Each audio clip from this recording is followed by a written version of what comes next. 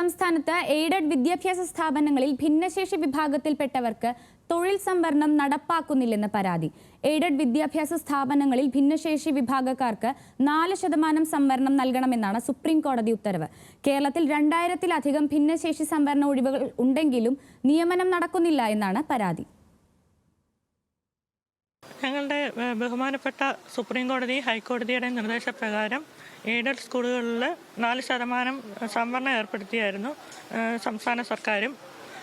അതിൻ്റെ അടിസ്ഥാനത്തിൽ എയ്ഡഡ് സ്കൂളിലെ മാനേജർമാർ എംപ്ലോയ്മെൻറ്റ് എക്സ്ചേഞ്ചിലോട്ട് ഒഴിവുകൾ റിപ്പോർട്ട് ചെയ്യണം. നിലവിൽ കാഴ്ചപരിമിതർക്ക് മാത്രമാണ് ഒഴിവുകൾ ഇപ്പോൾ റിപ്പോർട്ട് ചെയ്തുകൊണ്ടിരിക്കുന്നത്. ഞങ്ങളുടെ ആവശ്യം മൾട്ടിപ്പിൾ ഡിസബിലിറ്റിയിലോട്ടും ഒഴിവുകൾ റിപ്പോർട്ട് ചെയ്യണമെന്നാണ് ഞങ്ങളുടെ ആവശ്യം. ഇത് പത്തനംതിട്ടക്കാരൻ അക്ഷയുടെ മാത്രം കഥയല്ല. ശാരീരിക പരിമിതികൾക്കിടയിൽ പഠിച്ച് യോഗ്യത നേടിയ ആയിരക്കണക്കിന് ഭിന്നശേഷി ഉദ്യോഗാർത്ഥികൾക്ക് പറയാനുള്ളതും അവഗണനയുടെ അനുഭവം. എയ്ഡഡ് വിദ്യാലയങ്ങളിൽ ഭിന്നശേഷി തൊഴിൽ സംവരണം നടപ്പാക്കണമെന്ന് സുപ്രീം കോടതി ഉത്തരവുണ്ടെങ്കിലും നിയമനം മാത്രം നടക്കുന്നില്ല.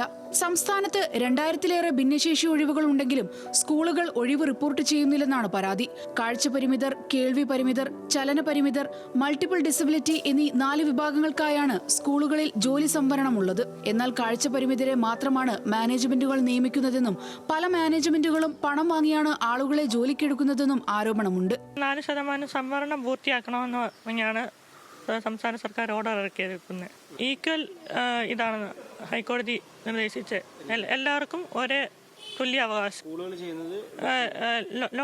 ലോ വിഷന് മാത്രം